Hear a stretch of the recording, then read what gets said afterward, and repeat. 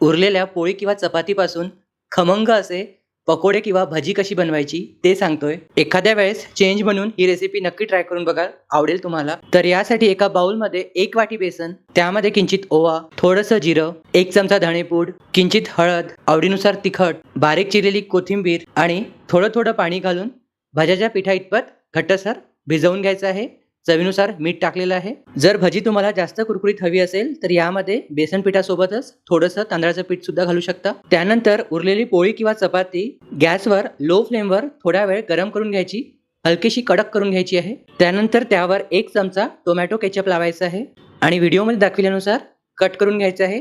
त्रिकोणी आकाराचे कट करून घ्यायचे आहेत. आता हे पोळीचे तुकडे भज्याच्या पिठामध्ये बुडवून गरम तेलामध्ये तळून घ्यायचे आहेत. ही जी भजी आहेत टम्म फुगतात आणि गरमागरम खायला खूप छान लागतात. तर नक्की ट्राय करून बघाल. कसे झाले कॉमेंट्समध्ये सांगाल आणि व्हिडिओ आवडल्यास लाईक करायला विसरू नका.